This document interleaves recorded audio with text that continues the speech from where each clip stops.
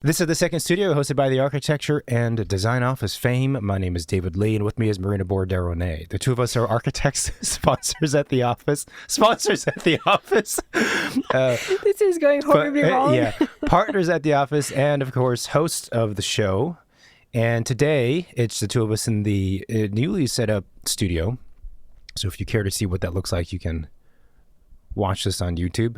We haven't fully figured it out, but you know, it's semi-operational. Okay, and what are we talking about today? So recently, one of us or both of us participated in a few interviews, and then a kind of presentation, discussion panel type of thing, and both of them focused on, you know, kind of questions from the perspective of a young aspiring architect.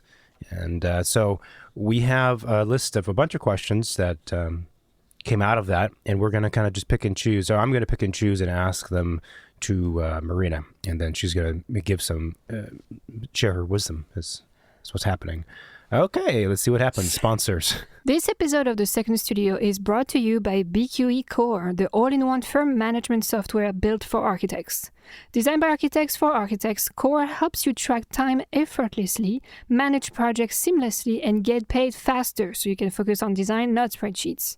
With powerful automation and real-time insights, it's everything you need to run a smarter, more profitable firm. See how BQE Core can transform your practice by clicking the link in our show notes. Available with Revit version 2023.1 onward, Autodesk Insight is a next-generation carbon analysis tool that can help you make the leap to low-carbon design. With only a few clicks, Insight lets you analyze, understand, and track the embodied and operational carbon impact of your design choices. You can then visualize opportunities for energy efficiency and carbon mitigation with its flexible dashboards, helping you make more sustainable and informed decisions. Check out the Insight link in our show notes to find out more. This is the Second Studio with the two of us. Here we go. I was actually hoping that this time I would be the one asking you the questions. You could ask me questions. So one of the first question is, what was your first job in architecture? And what did you learn that school did not teach you? Well, you know, school doesn't teach you many things about practicing as an architect. School doesn't teach you about 95% of what it is to practice as an architect in the day-to-day. I would argue that school, that 5% though, is the most, in some ways, the most important as a foundation to be a great architect. And that, in my view, is the design aspect of what we all do. Because the rest you could kind of learn on the go. You can certainly learn on the go. You can certainly learn it in practice when you're working at offices. It's harder to gain that level, that fundamental level of understanding and kind of belief almost when you're in an office, because again, if we trust my 95-5 ratio, right? If you think about like 95% of the time, 95% of the effort, the work, and everything that takes place in a practice is about everything else that's not directly design, then of course it would be difficult to really learn a lot about design. Generally speaking, this varies greatly depending on the individual, the office, the work they do, all these things, right? But so, yeah, I mean, the vast majority of what it takes to practice as an architect is not taught in school. So that spans from the technical aspects of architecture and building science, let's say, knowing how to put together, understanding what a construction document set looks like, the chapters of it, the details, how to draw stuff, the symbols and markers that are used in architecture, the do's and don'ts within a construction I mean, you know, we could do an entire recording just about construction documents, and that's just the CDs. And then there's the aspect of understanding, I mean, school sort of teaches you this, but how to understand, how to work with other trades and other professionals and coordinate with them. And to project manage, I think, is also something that's not really directly taught in school. And lastly, the biggest one for anyone who aspires to have their own practice, of course, is what it means to run and have a business, and what it means to get clients and to sign clients and to work with clients, to manage clients, to uplift clients. then back to the building, doing construction administration, being involved during construction, and let's say overseeing or working with the contractor for design quality and design conformance and quality, standards of the building. So it's like it's a lot of it, and then there's the code, which that's another huge chunk of practicing as an architect, is understanding the building, planning, zoning codes, and what you can and cannot do, and then knowing how to maneuver around or between those things to get what you want. None of that stuff is like directly taught in school. But what you do learn in school, again, is the fundamentals of design, and you do learn how to think critically and problem solve. And I would actually say that those last two bits are probably the most important things that you gain from school, because you can take that ability and that skill set, which is very broad but also very specific because not many people have it, and then apply it when you embark on your professional career and you don't know all these things. You take your problem solving skills and you apply it to all the stuff I just mentioned. Oh, that's a well-rounded answer right there. We still don't know what your first job was, though. So nice try. Okay, so let's say the first job I had, I believe, was an office. I'm not going to mention their name, of course, but I was actually hired specifically because they had just become finalists at a competition, and they needed people to work on the project for that competition. So it was actually very different from what I just described, because it was more conceptual, the work I was doing. It was closer to what we do in school. A lot of, like concept design, thinking, discussion, sketching, renders, like this kind of stuff. It wasn't any of the technical things that I mentioned before. But I mean, in that ways, there was a lot of overlap. The thing that was different is that there's structure. Like, you have to show up, be on time. You have to be in your seat, let's say from 9 to 12 or 9 to 1, working with a few bathroom breaks, go to lunch for an hour, come back, and then work from, 1 or 2 to whatever. In that case, it was, we were doing crazy hours, but nevertheless, the structure of the 5 days, well, again, we were working 7 days a week, but the structure of the office was something that was quite different from being in school, where, we had cold desks. So our studio was our own for the most part, for most of the years, and our desk was our own, and it was unlocked. So we could come in and out of our studio and go to our desks whenever we wanted to, which allowed for a very kind of malleable schedule and a lack of being organized if you were to operate that way. Yeah, so you had like 4 hours bathroom breaks in the middle of the day. But it's different, right? I mean, I think for anyone who has their first job, whether it be architecture or something else, and it's a desk job, it's a weird thing. It's a different thing, rather, to be planted at your desk for the first 3 or 4 hours, 1 hour break, and then planted again, and then you go home. It's very, very rigid. You don't have this ability to kind of go for a walk randomly to get inspired. You don't have the ability to, you don't have the freedom to necessarily work late at night instead of during the day because of other things. Yeah. Do you remember the feeling when you, like, the first few days of starting your first job? Like I don't know, like what was your state of mind then? A lot of it is that you just don't know the rules, right? The rules of behavior. You don't know if it's okay to ask a question, or when to ask the question, or how, or who. And you don't know what's expected from you either, very much so. You don't. You kind of... you have to do good, but you don't know in what way. Yeah, and the thing too is a lot of offices, they don't do a great job at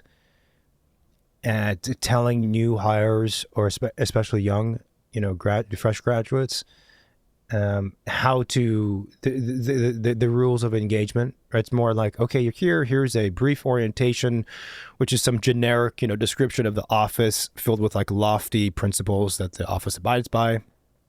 Okay, here's where you sit. This is Tom. Meet Tom sitting next to you, and there's Susan sitting across from you. Hi Susan, hi Tom. Okay, you're going to work on this project, and then some other guy you don't know yet, Eric, he's going to come by, he's going to tell you about the project you're working on. And then you just kind of sit there for like half an hour when you first start, and you're like, okay, let me line up my pencils on my desk, and that's going to be my little task for the next half an hour. And then it's 3 p.m. and someone walks by your desk and be like, did you have lunch? Or no, because I didn't know when I was supposed to go out for lunch. Did that happen to you? I feel like that probably happened to me, where you don't know the rules, you don't know like how the office functions, and if you're allowed to do certain things or not. Yeah. I think I remember the feeling of like starting the first job. I think was the same feeling for me as every school year, like the first few days of a school year when the thing starts, and you don't know what teacher you're going to have. You don't know who your classmates are going to be. You don't know who you're going to be sitting next to in class. Yeah. You don't know what classroom you have to go to. It's like this extremely disorienting lifestyle that you just, like put in. And it's like, it's kind of stressful and kind of like dizzying in a way. It is. And then I feel like after the first week, you're like, okay, I feel like I know what the bathrooms are. I know I can take my break. I know like what so-and-so name is. They told me what I'm supposed to do. And like you start to feel a little bit more comfortable. But it's, I don't know. It's the same feeling as like the school year starts. And that's something I really didn't like. Yeah. The best advice I would give to anyone who's that fresh is just to ask a lot of questions to everybody. Yeah. Because for the most part, the folks who work in offices are, most of them are nice people.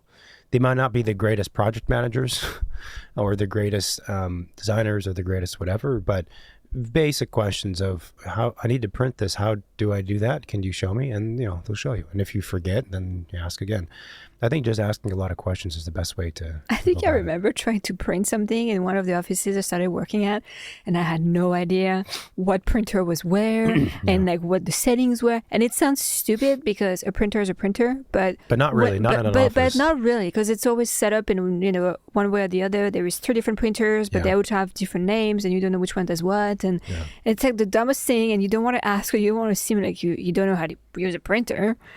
But the thing is, wasting an hour to print like your name on a sheet or whatever. I mean, the thing too is everybody has had this experience that we're describing. Oh yeah. So it's also from the perspective of the folks who have been working at that office for a period of time, who are older. They know all the information that you are missing, and they know that you're missing that information. So to be honest, when I was sitting near a new hire and they have no questions the first day, I'm like, of course you have questions. You're just not asking the questions, because all of us around that person know, like, they don't know where the printer is. They don't know how to they don't know that it's, printer 3A out of like, 5Z or whatever. So I just ask questions. But I don't know. How about for you? What was your first gig out of school, and how was it different? I mean, it was different for you because you were in a different country. Yeah, it was pretty different for me. I mean, my first gig was working for a tiny office. It was just me and the 2 partners who also were husband and wife. Yeah. So I was kind of like the third wheel here in the office. Yeah. The office was small. It was like 1 room on the 20th floor of an office tower in Soho, Manhattan. So it was like, here are, freshly graduated French girl, start your work career. And looking back, I'm like, I'm pretty proud of myself. Like I did all that. But it was kind of intimidating because there was no other employees. Like the only people I could ask questions were my bosses. Yeah. Like if you're in a bigger office, there's always someone that's close to your age you feel more comfortable going to, because they don't know as much as the other people in the office, and therefore there would be more understanding that you don't know anything. Yeah. Right. In my case, well, I've had questions I had to ask the boss. So it was pretty obvious to the people who hired me that I didn't know this and I didn't know that. What is a section? Well, is this word section the same in France? It's a different word, but but you knew what section meant when you first arrived, or no? I don't think I did.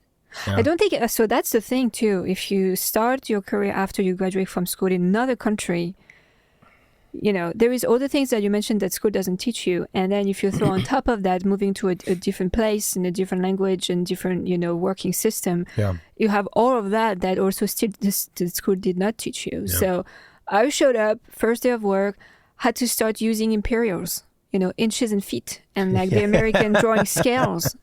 And I remember I had a converter tab on my browser that I was just like using constantly because 1 inch to me, did not know what that meant. 1 foot. I was like, what is You're holding up your foot to the computer. But it was really hard because I was working in CAD and SketchUp at the time, and I knew how to use AutoCAD. So at least I had, that in my back pocket. Like I knew how to draw in AutoCAD, but I had to draw with units that didn't make any sense to me. So it's like, draw a floor plan of a coffee shop. I'm like, how wide is a door here? So I had to Google how wide is a door in the United States. See, now ChatGPT is super helpful because it gives you direct answers. Even Google now with AI.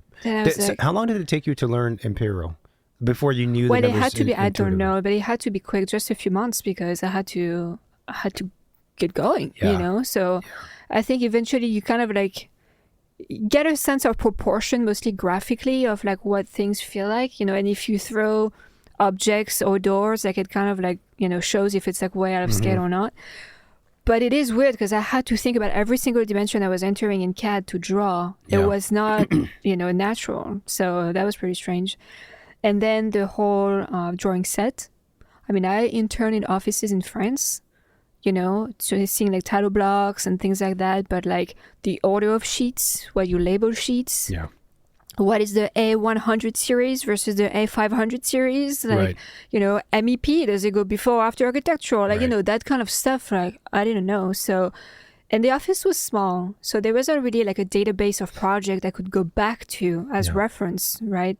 There were also mostly doing interior stuff, so it really like again there wasn't a database of project that was done before that I could use. If anything, they were probably trying to set up their office standard with me. So I was like, okay. So I remember they had a graphic standard book in the office. That was my Bible. The graphic standards. The graphic standard book from like, I don't know, 19 whatever 70 something. And that was on my desk, and anytime I needed to draw something I would go into it and look for help because it was just a different thing. And then all of the terminology, I mean, all of the technical words, I barely had any technical words in French because again, you only learn those when you're interning or working for offices. You don't really learn that many technical words in school. It just takes a lot of time. I mean, it takes a lot of time because actually all the technical things that you're describing or alluding to, if you had them condensed into a proper course and you took that course, like in school or that an office offered that, then you could learn it fairly quickly. In a day. I mean, I don't know about a day, but something, right? A week or maybe 2 weeks, I don't know, whatever. But in an office, that doesn't happen, right? They don't have the ability, or they choose not to spend a full day outside of billing hours and being like, okay, we're going to teach you stuff. So you naturally learn these things as you go. So it's phase dependent too. So some of these things, some of these words you don't learn unless you're in X phase of project, which might be 6 months, 8 months from the time that you started. So, and then you combine that timeline with the variables of, it depends on what building you're working on, depends on what office you're in, and when you started that office and how that correlates to when where the project is in that office that you're assigned to, depending on the project you're assigned to. So the software you're working on sometimes. So as a result, it can take and often takes years before anybody learns, let's say 90%, 95% of all this terminology and all what it all means. Because the schedules just don't align. It could be taught in a very condensed manner, and I guess that's why they have professional practice in undergrad. But it's I've never found those courses to be very and each firm has their way of doing things too, which doesn't help. But so there was all of that, and then it's like, okay, it's time to get a building permit. I'm like, okay, cool, Marina, you're gonna do the building permit set. And I'm like, okay. What do we need? And then it's like, oh, here is the New York City building code. Boom, 500 pages. Figure it out. I'm like, okay. So it You know, it was interesting. Looking back, there's probably a lot of mistakes on these drawings I did in the first projects. Well, whatever. But eventually you figure Plan check. it out.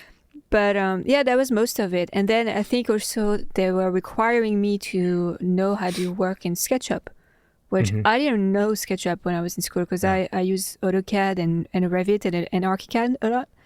I was like, so when they hired me, like, yeah, I know how to use SketchUp. You know, like everybody does. Like, and then so within a week, I learned how to use SketchUp, and then I was good. And actually didn't really know how to use SketchUp. So, you know, within 2 weeks, I knew how to use SketchUp better than they did. Yeah. Because I had the time. Yeah. I had to put the time in when they didn't really have to. So, actually, they had, you know, I was a really good deal for them because I was really cheap at the time because it was, you know, right after the recession. So the economy was shit. Yeah. So they were paying me nothing. Yeah. And I was like a foreign intern. And I did a lot of work for them. So, and I learned a lot. So in a way, you know, it all worked out for everyone. Did you quit? Well, I quit because my visa was ending. Yeah. Okay, cool. Let's move along. What's the next question? But I remember a new guy starting like a few months before I was ending because they had more work. You guys starting? What does that mean? A new guy starting. Oh, a new guy. Okay. Yeah. And I had to like train him. Yeah. And you know, there is that feeling when like new people join the office and they're close to your like skill level and age range, and you're like, are they going to groom that person to take my spot? Yeah. You know? That's the it's other. It's kind of an awkward thing, right? That's the other thing with working in an office is there's the office politics and the social dynamics that you're trying to, like you said, it's the first day of school. You don't know who's the popular kid. Yeah. And you're trying to figure out everyone's roles and place them for your own kind of mental stability. And one of the odd phenomenons, I guess, is when you arrive in an office for the first time, almost regardless of your skill level, you've, for some, at least me, naturally assumed that everyone's been there for longer than they have been. And I've made this wrong assumption almost every time. Yeah. And also you tend to assume, okay, if someone's older, they've been in this office a while, which is of course not necessarily true. They could be brand new, but you don't think of it that way. Yeah. So I'd be in places and I would, again, mentally kind of try and position everybody based on just assumptions based on nothing. And then after like a few months, I realized like, oh, you started like the day before me. You don't know what the fuck is going on in here either. That happened to me too. And I think one of my last job, and there was this girl who started, I think, a week before me. Yeah. And by the time I arrived, she was very confident. And I was like, gosh, must have been here for a while. And no, and I was like, get out of here. How are you so confident? You still don't know anything. I think that the perception that people give off or how we make assumptions about them is interesting in a workplace. Yeah. So there's the how long they've been there. There's also an assumption about their ranking in their office, i.e. salary, and then their level and how much respect they command by the partners. Because everyone knows that when a new hire comes in, assuming they did an interview with the partners have different feelings about everybody. Like, that person we hired, let's see how they do. I'm not so sure about them. This person, phenomenal. Like, they're going to lead and I trust them and blah, blah, blah, blah, blah. You don't know how everyone is being, again, categorized. And I've also been in places where I made the assumption, okay, this person, older looking, he's got a beard, and they carry themselves a certain way. They speak a certain way with confidence. They must be a serious person in the eyes of the partners. And then pretty quickly you realize this person shouldn't be here and the partner should not have hired them. It just takes time. It takes time. Offices are weird too because they're kind of like microcosm. Microcosm. You know, where it's like... It's about the work that the office does, about, you know, who the partners are, but it's really about the chemistry between the employees and all the people that make the office. Yeah. And if you hire the wrong person, like it could like mess up that chemistry. Yep. If you hire a couple of really good people, it could enhance that chemistry. Like it is, I think, really underrated the power of people's relationship within the workspace. Yeah. And how that influences the quality of their work, but also like the happiness and development of the employees themselves. You don't really have that in school because you're all working on your own things. Well, And then the if you have teacher a doesn't group, select you. no, that's true too. And You when know. there's a group project, usually it's temporary or it's a small number of people. It's a very, and you have a teacher, and it's a very different dynamic. Yeah, I've been in offices where there was most of the places I worked at were well, most of the places I worked at were pretty good in terms of the people that were there. But there were a handful of times where there was one person who just wrecked the whole vibe of the office, and people quit. I quit twice, or at least once. I left. I'm like, no, I'm not dealing with this. This is nonsense. Because I knew that person also was being paid a lot more than me. They seemed to command more respect than me. They did have more years of experience on paper, so I understood that for those reasons. But they just didn't make any sense. And the thing is, everybody in the office knew it too. It was a small office. We're like 25-ish people. We're one big room, essentially. So, and of course, it's New York, so it's like concrete floors, glass, and like it's hard surfaces everywhere. So you hear everything. And you hear all the sighs and the little like snickers and whatever else is going on. And everyone knew, like, this person is a problem. They're creating drama. Like, prior to this individual, this office had no drama. Like, we were just chill and hanging out. And sometimes there was music playing and we would all work. And there was stress for sure at times. People would fuck up. People would get upset. But it was really, really, like, low key. I mean, really chill, especially for a New York office. It's not to say we didn't work really hard, but it was like sitting in the ocean, like on a surfboard, just kind of like bobbing with the waves. Like, everyone was bobbing together, riding the waves. And then this individual came in and they were a fucking stick of dynamite. Yeah. And they were just constantly causing little frictions and ruffles with everybody in their interactions. I happened to get along very well with them, which was to my benefit, because they would defend me and how because we worked together, how we worked if we needed more time or whatever else. But they were playing the office game, the politics of it, of like kissing ass to the partners, being a little bit condescending to other people, this kind of stuff, which that mode of operating and those strategies take place in an office. And I feel like it's a lot easier for those to happen and that person finds success out of it in a bigger office, because you can find corners and kind of nooks to operate in the shadows and do these manipulative things. In a small practice with 25 people, when we were in one big cube, It's you obvious. can't. Yeah. So the funny thing is that I left because of that individual and a few other reasons, but that individual was like 40% of my reasoning for leaving. And again, I've been at other places where there were some bad apples. Years later, I catch up with one of the principals of that office. And this was like years later. So everyone's like older. Everyone's a lot older. And it's now we're talking to each other as kind of like colleagues in a way. And they said they were very aware of everything that was going on, which as employees, we didn't know. We didn't know if they saw this, because the partners and principals oftentimes are floating in and out of the office, going to meetings, getting clients, meeting people for lunch, doing all that kind of business stuff, let's say. And as the employees we just didn't know if they were aware of this, if the managers of the studio were aware of this. I mean, I told the managers this directly over lunch, so they did know it, but you don't know if it's actually registering at the top. And it's funny because they saw everything, and they brought this up to me without me prompting it. And I was like, "You knew?" They're like, "Yeah, we knew everything." I'm like, "Well." Yeah. So, but anyway, it definitely does happen. The thing I don't miss, the thing that is very different about when you work in an office is all those dynamics. And depending on the type of person you are, you're more clued into it and you're more aware of it, and you love it or you hate it and you find it a complete fucking waste of time. I tend to be in the latter camp, where I think it's just a huge waste of time. The other thing I think could be annoying when you're a younger professional are the project managers. Okay. Expand. What are their names? I was about to say project managers, because I feel like there is, as I said, maybe there's two or three camps of project managers. There is the one that actually do a really good job at making sure that every person of their team is feeling like they're part of a team, and they're cheering them up, when things go right, and they're like carrying them forward when things aren't that easy.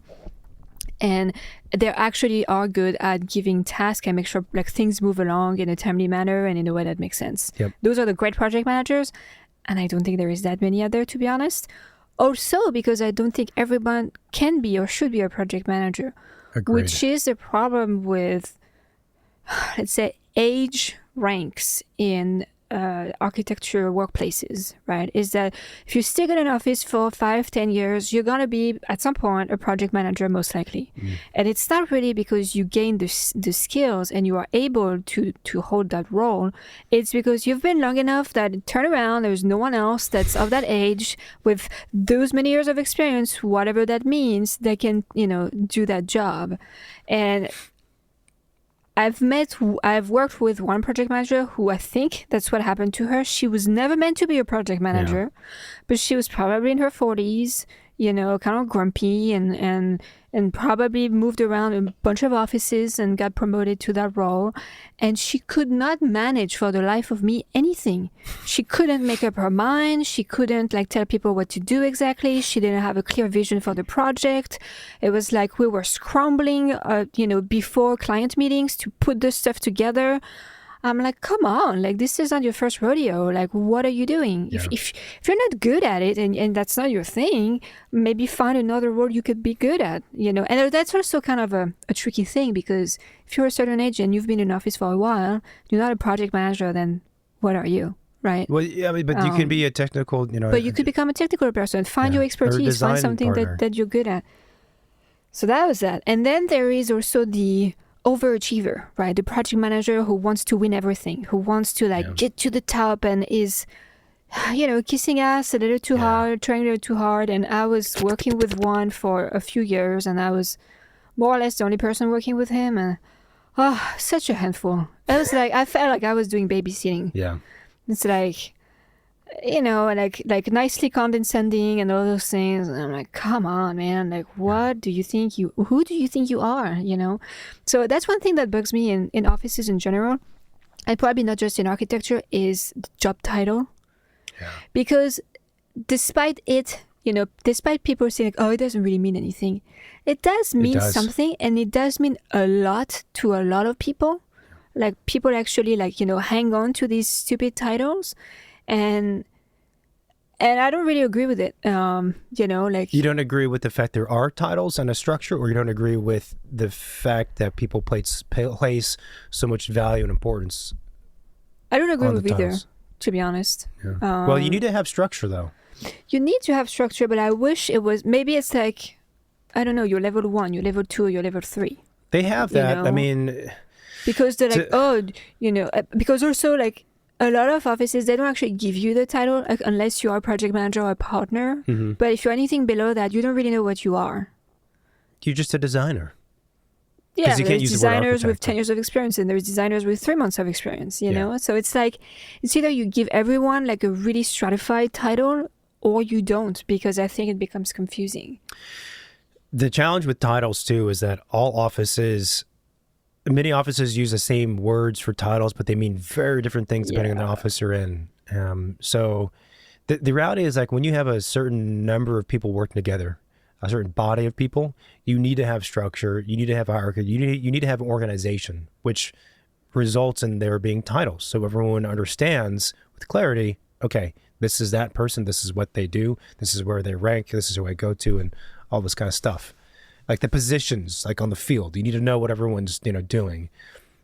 But that's the tricky part, is that each office kind of does it differently. So when you switch to another office, the title you had previously doesn't necessarily mean anything in that new place. So therefore, like, you're kind of like, what? And then also, again, you're not told everyone's title. So you come in, you're like, okay, so you must be a senior person. Like, oh no, you just started practicing architecture like 2 years ago. You don't know anything. Then you go on the firm's website and you try and see, like, okay, that person over there, what their title on the website. And the title on the website means nothing exactly. relative or sometimes to what they they're do. not on the website. And you're like, oh, why are they not on the website? You know.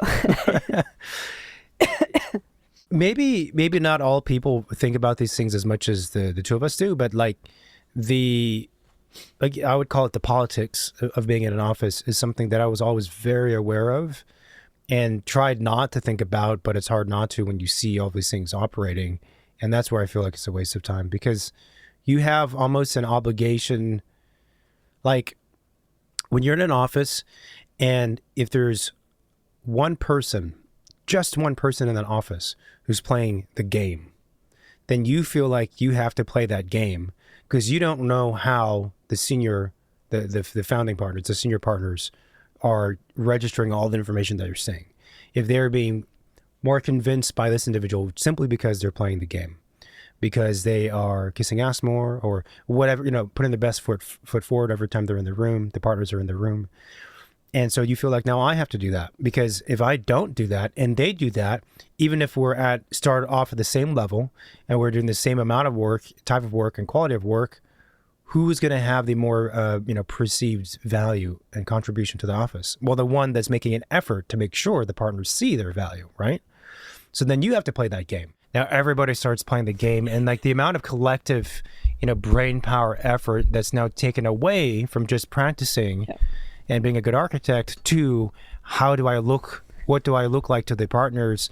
It's just, I hate that. It's unproductive. I've never played that game. Yeah. And it's not, I'm not saying that you have to, that if you don't do that, that means you're practicing, you don't give a shit about anyone else around you. Of course not. Like, you should just be a good employee, a good person, good architect, good team member, and that's it. And that's all you need to do, really. That's all you shouldn't feel like you have to do anything more than that. But in all the offices I've been at, there's this game that's going on. And you can tell when an office is, for me at the time, was like not a right place if there was a lot of that going on. It's like, okay, so literally every minute I have to think about how I'm being perceived. And you can feel everybody is performing. And as not my place then. Yeah.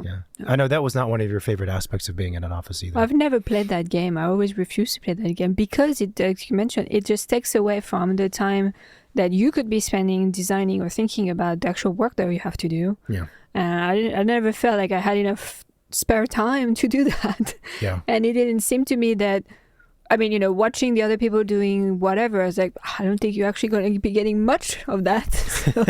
So why bother? I'm like, yeah.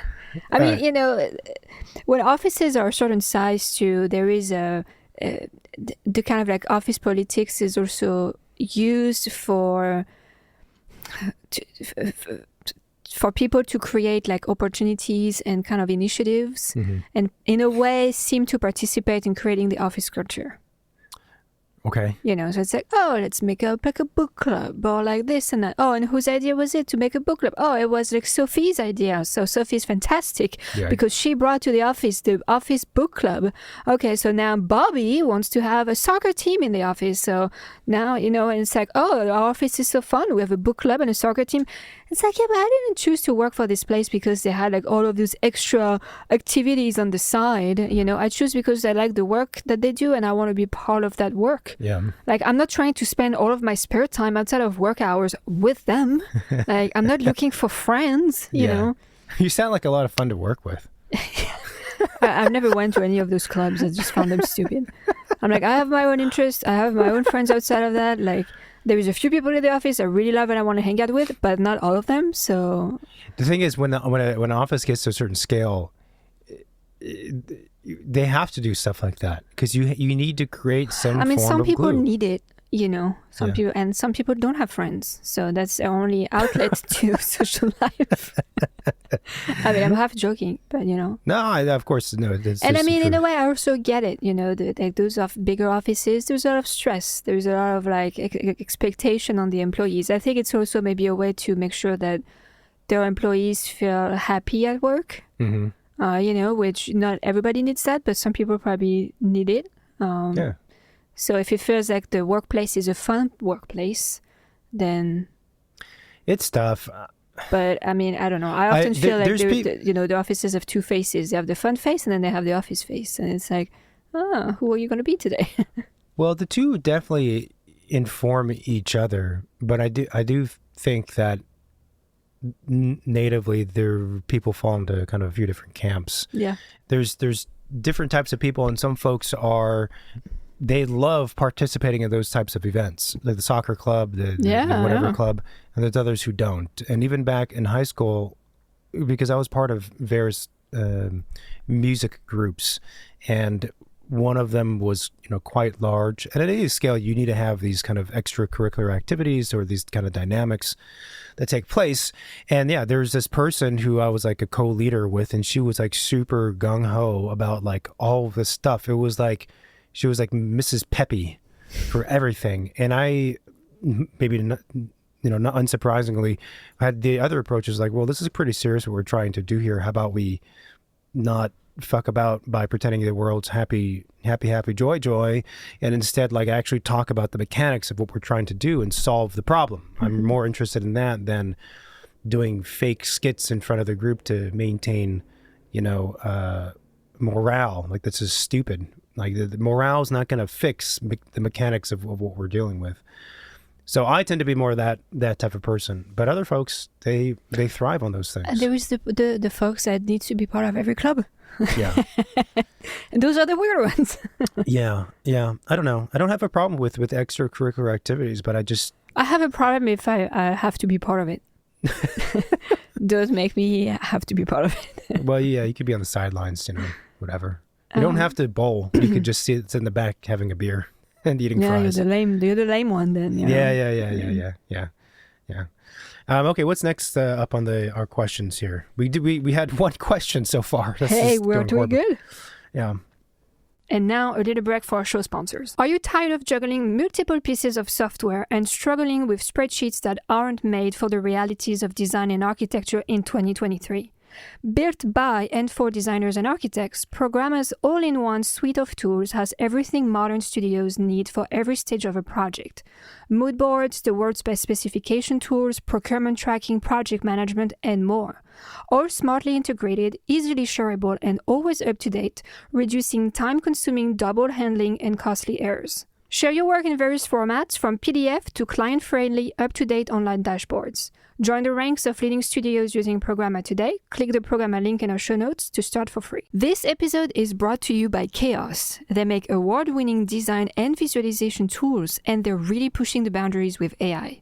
Now, AI is shaking up the architecture and design world, and Chaos is taking a responsible approach. Their tools are built to help architects, designers, and visualization specialists to work faster and explore more ideas without replacing creativity. Basically, Chaos wants AI to make your imagination stronger, not take over. So you get to design with more freedom, create stunning visuals, and stay in control of your work. If you want to see what that looks like, tap the Chaos link in our show notes. Dear architects, design leaders, and founders redefining the industry, if you want to shape not only buildings, but the business behind them, this is your moment. Future London Academy's Executive MBA takes you inside the boardrooms of Pentagram, Uber, Zaha Hadid Architects, and Google, where you'll master finance, strategy, and operations from the people who already excel at them. Study along peers transforming the industry worldwide, and do it all in just 9 intensive weeks over 1 year between London and California. The program is award-winning, transformative, and crafted for design and architecture leaders with 15 or more years of experience. If you're ready to grow your impact, apply now by tapping the Future London Academy link in our show notes.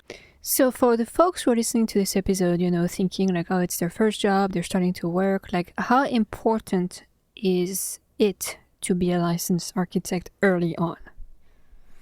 And when you should. And when you should do it. It takes a little while. Yeah, becoming licensed is a very weird. It's a very weird thing, because in the United States, just for some context, you're not allowed to call yourself an architect or use the word architect anywhere in your title, anywhere, unless you are a licensed architect. So you can't call yourself, legally speaking, an interior architect. You can't be an architectural designer, an architectural, I don't know, something else. You can't use, the architect cannot appear in your title if you're not licensed. But even within the industries, we all use that title to describe what someone does, even if they aren't licensed, because they're practicing as an architect.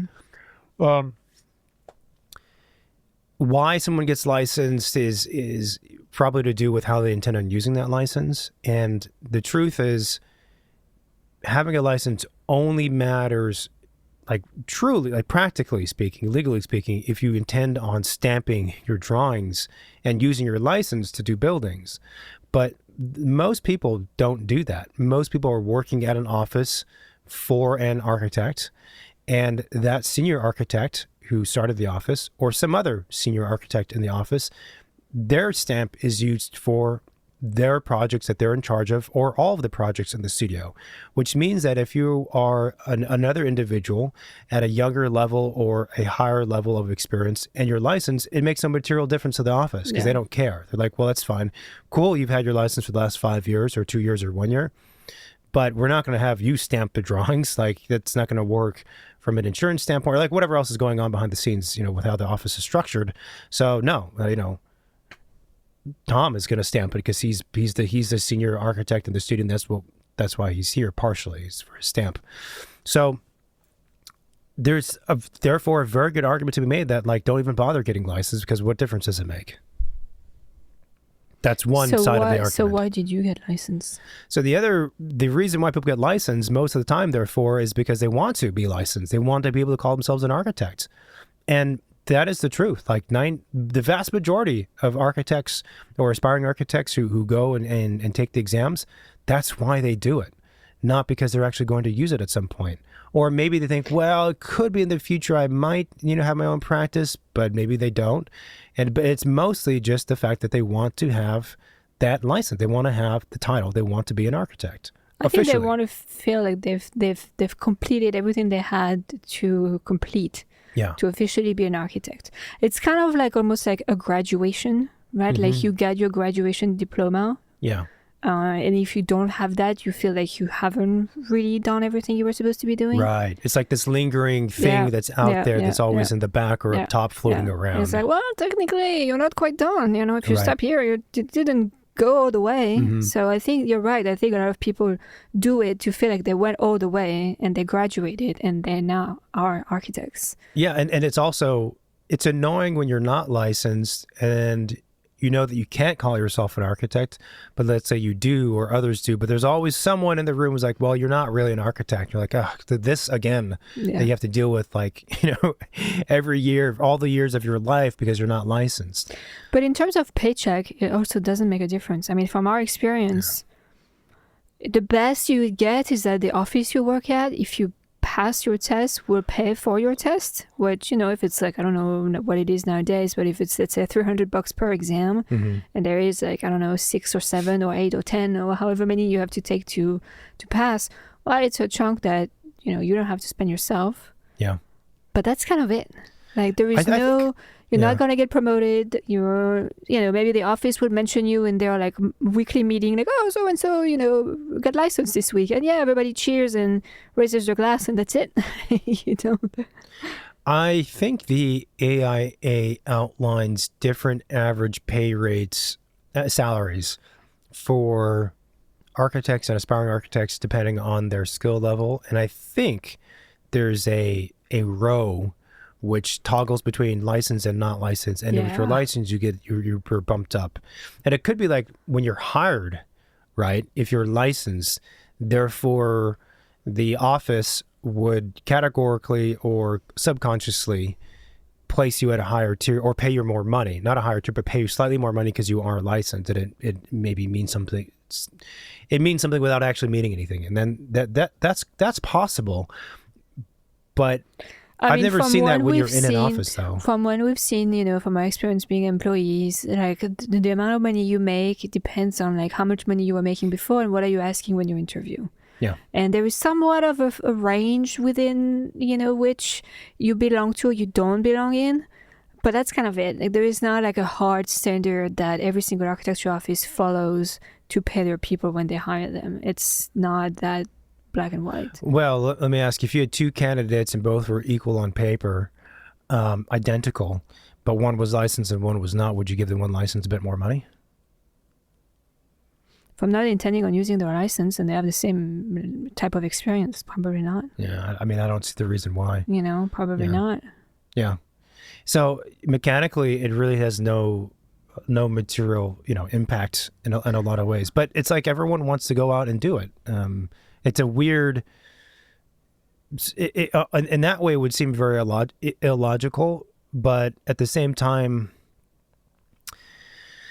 this extends to larger questions about the profession. But it's like, so the thing is, like, the profession struggles with conveying expertise and what we do, and establishing.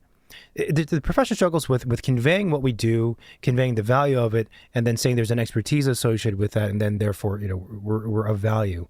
And one of the ways that, I'm not saying it's right or wrong, but one of the ways to help solve that problem is to have licensure and say, okay, this person's licensed, that person's not licensed. That means something. Mm-hmm. If we look at other professions like doctors, right? Well, if you're a doctor, I mean, I don't mean like a doctor of, psychology or a doctor of architecture. I mean like a medical doctor, and you have that title. Well, that means something, right? If you go to see a doctor and they're like, "Oh, I'm not licensed," you'd be like, "What the heck's going on? What do you mean you're not licensed? Yeah. Can you even call yourself a doctor if you're not licensed? No, you can't. I'm not going to be here." And the exams. So what it takes to become a licensed architect is not a test, and does not guarantee that individual is a good architect in the many ways that an architect would be judged, skill, technical, code, knowledge, But it would be nice if there was a way that we could establish I guess you call it a perceived level of expertise. And the easiest way is through a title, which is to say that I'm licensed or not licensed. And it's flawed, don't get me wrong, because some of the best people I've worked with, the most talented designers I've worked with, were not licensed architect, but they practiced as an architect, and they were better architects in practice than the licensed people. But like, we need, as a profession, I'm zooming out, as a profession, we need something. And that's the only thing we have currently that would at least help us with this issue that I'm describing. Yeah, that's true. I mean, on the subject of like, should everyone become licensed or not?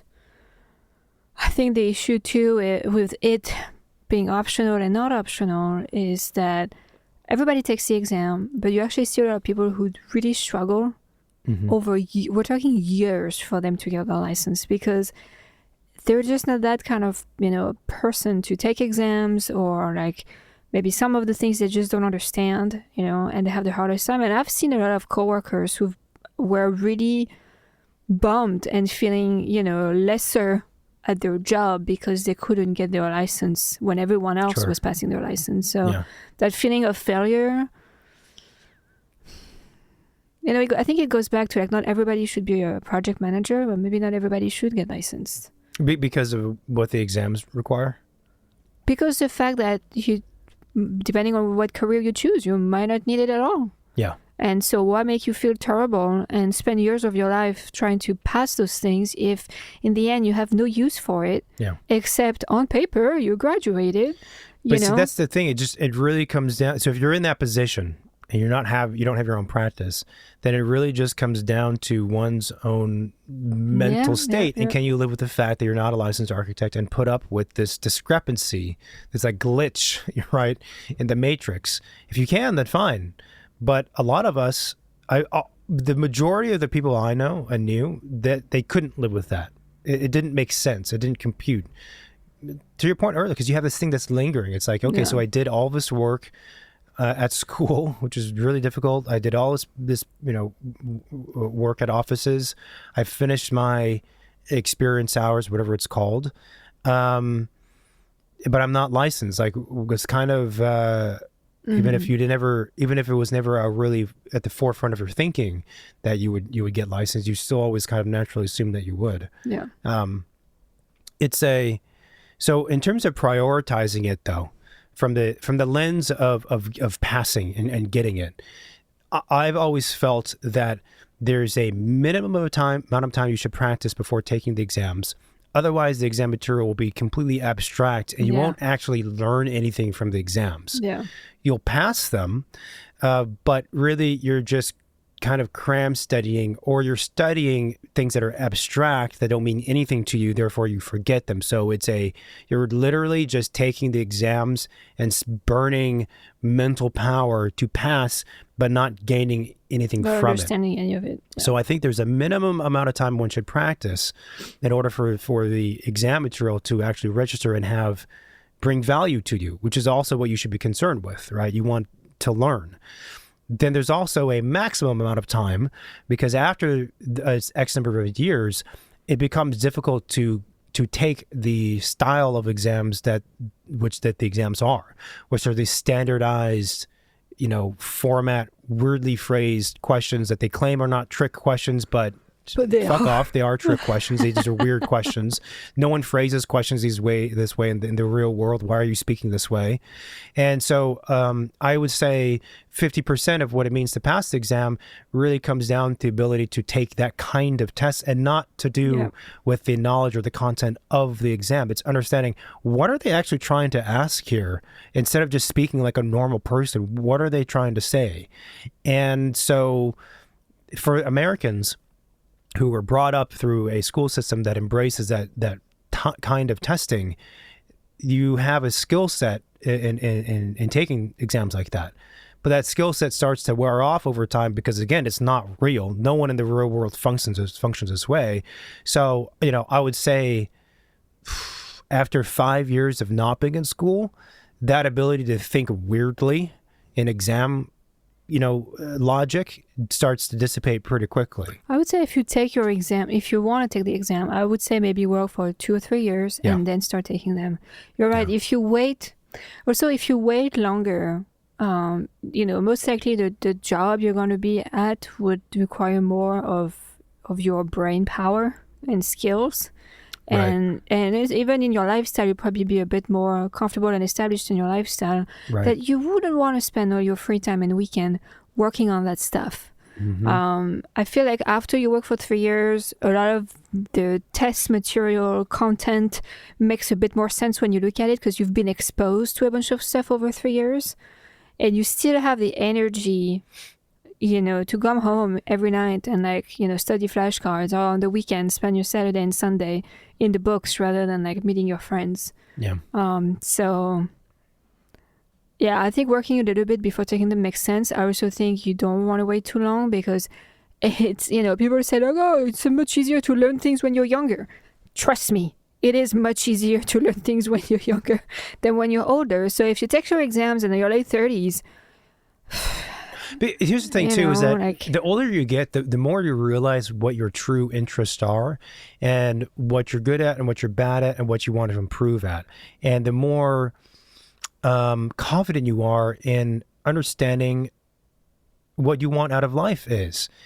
And nobody wants to be taking these stupid ass, what is it? I don't know how many exams it is now. I think it's 6 exams that are poorly phrased and have nothing to do with actually practicing. As no one wants to take those exams. I know. So the older you get, the for me at least, I'd be the more no, this is stupid. I'm not. Why would I spend my time doing this? I think the other thing is that the more experience you have, the more maybe misaligned you're gonna be with what the test is saying in some of the categories. Agree. Yeah. Like liability, or who's responsible, or this or that. You'd be in practice, I've never seen it that way. So you have to remember to give the answer at the test of the textbook and not your, experience answer. That is, I will also echo that statement. It's absolutely true, and I've seen that firsthand of quote architects, unlicensed architects, let's call them, have been practicing for like 8 years, 10 years, and they try to take the exam and they just can't pass for all the reasons we've mentioned, including yours, which is that they try to employ real logic and what happens in reality to answer these questions. And that's not what the exam is about. Yeah. The exam, I mean, there's so many questions. Of course, we can't talk about specific questions, not that I remember them, but I remember I would look at the questions and be like, well, and then look at the answers, A, B, C, D, and E, and think to myself, yeah, none of these answers are applicable in real life. And a handful of times also, it's like, well, this is a valid question. I would not answer this question. I would call the structural engineer and talk to them. I would talk to the I would talk to the people who are like the true experts in this and work with them. So like, why is this even on the test, And the other thing too, of course, the test is trying to, you don't become a licensed architect for a specific type of building. The licensures are not specific to a building type. So you're taking an exam that's for everybody. So you end up having questions that are about commercial structures or this structure or planning or whatever other stuff, which might not apply to you depending on the type of work that you're interested in doing. And it's just a so that's all true. The other thing is, when were those tests written? I feel like they need an update, and also the software they use for the test, when you have to draw stuff on the screen, it's like it takes you 5 minutes just to understand what the tools are because it's so archaic. So it's like, I don't know. It's a huge waste of time, to be honest, and money. It doesn't really mean a whole lot if you're not using your stamp. I actually think the old exams where you would go in with a drafting table, a drafting board, a May line, and you had to draw a building. I think you had to draw a house or a small commercial, like a small structure, probably a house. But you had to draw it and draw plans and elevations and do a basic section and have like a footing detail. Yeah, that sounds super stressful. It's super stressful. I mean, but it's also more, in some ways, probably more realistic. I don't know. I don't know. I've done, like after my year of art school training before starting architecture school, I did 10 entry competition to get into architecture school in France. Yeah. And they each have different ways to apply. It's a competition to apply, right? Some of them is just a portfolio you submit. Some of them it's an interview and a portfolio. Some of them it's a test and an interview. Some of them is just your grades. And I would always remember it was the School of Architecture of Versailles. Beautiful. What? Yeah. It's down the street from the castle. It's ridiculous, beautiful building. And you show up there is, 100 candidates who want to get in. You each have, your big cardboard folder, where you keep like your drawing sheets in, carry that on your shoulder, your tools. And you have 3 hours. You sit in a giant room where we're all in it. And you have to design, I forgot what it was. You have to design a project based on a story or whatever. You have 3 hours. It is the most stressful, unpleasant thing because you're extremely limited on time. You have competition because everybody around you wants to get in and the number of seats are limited. You're freaking out. You don't really understand the brief. You're looking at your tools and you only have whatever you could carry with you that day, so you're missing half of it. Yeah. And then you see everybody around you drawing and cranking stuff and you're like, oh my God, everybody's so inspired. Am I the only one struggling here? Well, Actually, I did two entry competition like that. The one at that school and another one in another school. And it was like same thing, like mixed medium, like art project. Like who's going to come up with the best looking thing? And I'm like, this is just not cool. So it's like also I'm here to learn, so why are you expecting me to already know that stuff? Yeah, I disagree with that approach. So stupid. The architecture school at Versailles, so what do they teach you, like Versailles? No, I mean it's like any other architecture school. I know. It's a bunch of bougie kids that I didn't care for. Yeah, no. Everybody, it was like, talk about like office culture or like mentality. Like everybody was waiting outside in the courtyard, to get called to start the test. Yeah. And you could tell everyone had like guns instead of eyes, and they were like shooting at each other, like lasers. Like, don't take my spot. Yeah, fuck those people. People. So I don't know I think I might prefer like the test where you sit in your chair for 3 hours. The thing is, when you have a charrette, right? That's basically what we're describing. Yeah. You got to pick a lane and just go. You can't spend. So back in the day, the exam that I described, that's how it was.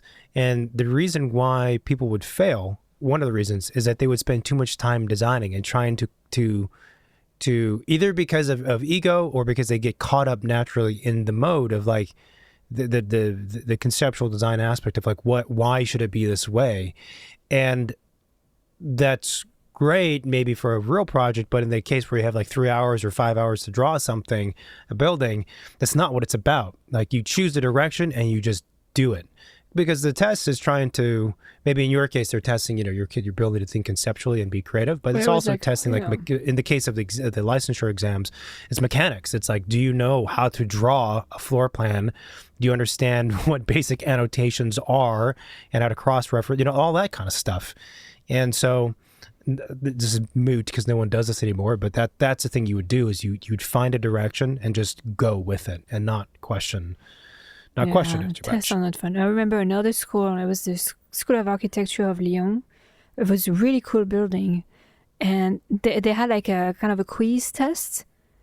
What? A quiz? It's quiz. Okay, fine. Yeah. Pardon Beach my and French. bitch. Yeah. And I was like, I don't know how many questions in that test.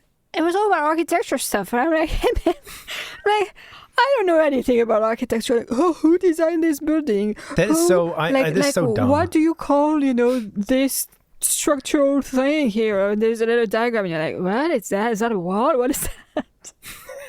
I remember seeing that Rectangle. test, and I almost wanted to like crumble the paper, throw it over my shoulder, and be like, fuck this.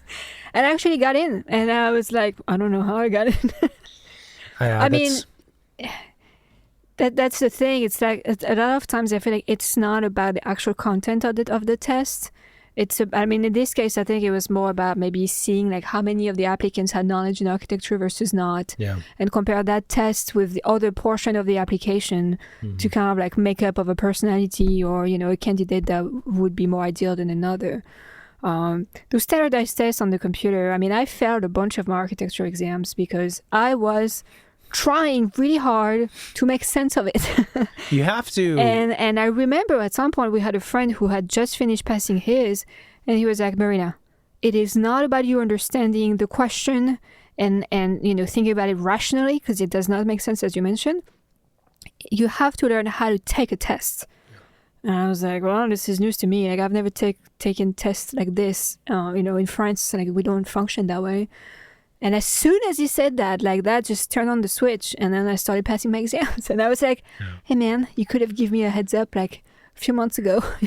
I think also the exams are counter to who an architect truly is. Yeah. Because an architect, when we are faced with a problem, our first instinct is to consider that problem from all different angles and question the validity of the problem and say, maybe there's another problem that's bigger behind it. Like, we're used to poking at it from all these angles.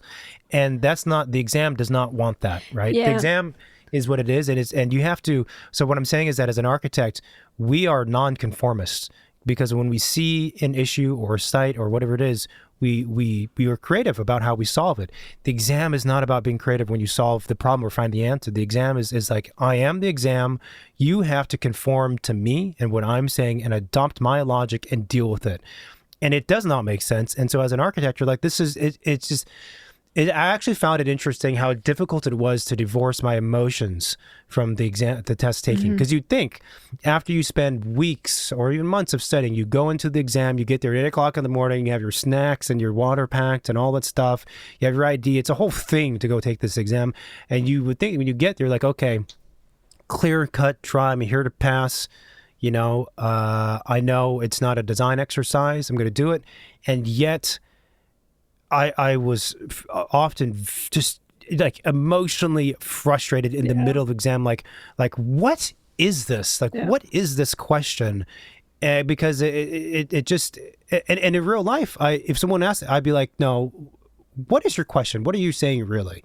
Right? And your answer doesn't make sense. Let's find a different way to solve this. That's why I think, to me, the kind of like the standard test for architecture license doesn't make sense. Like, the format just doesn't make sense. I think it should be paired with practice hours or like things that are more. I actually like the idea of like, you know, I think it was the NCARB hours that you log in They still have that. in order to like be able to take the test. And, you know, I mean, it is somewhat paired with the test, but also not really. The problem with those hours is that everyone lies as to like how many hours you actually learned this week about construction administration. Well, 0, but I need the category to be filled, so let's put 3, and my boss signs off, and we're all good, right? But I do like that more than the standard test because I do feel like it's also for yourself, it's easier to seek and keep track of the categories where you do need more experience and you have not been exposed versus abstract thinking and random questions that would never come up in real life, you know? Well, the other challenge too we should wrap this up, but with the exams is that the questions are out of order. So like in a project, even if you're working on 3 different projects, you're tracking the life of them and the progress of them. So when you're in X phase, you have built up, let's say you're in design development, you have built up, let's say, and there's concept design phases in that practice. You've built up concept design or pre-design, as they call it, schematic design, and DD, all that knowledge is built up into that project. So you know where you are and where you're going.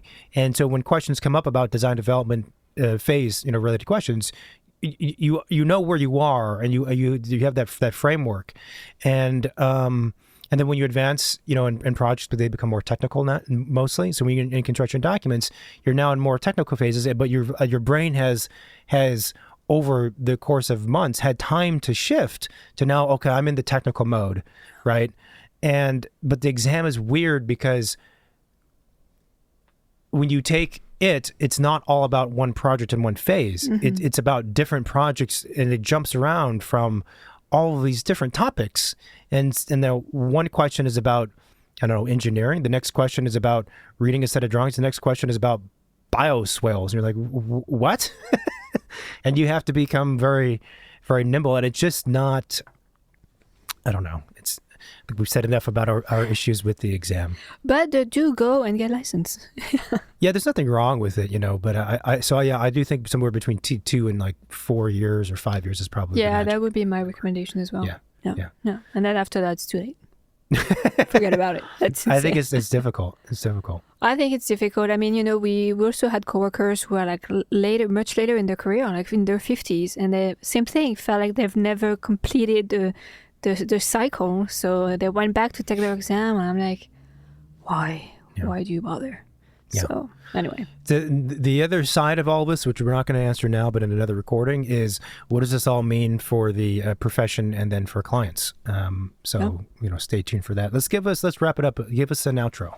Thank you everyone for listening and watching this episode. If you like what we do, please follow us, support the show. You can find us on, Spotify, YouTube, Apple Podcasts, and most of the podcast platforms.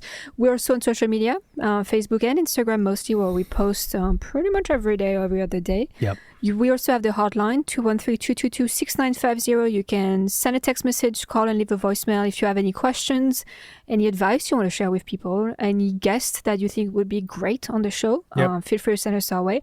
And of course, we have the website, secondstudiopod.com, where you can find all of our episodes, even some guest work samples to see like what have our guests been doing, and a lot more. So yeah, stay tuned. A lot of fun stuff to come. Thanks for listening, watching. Talk soon. Bye. Talk soon. Bye-bye.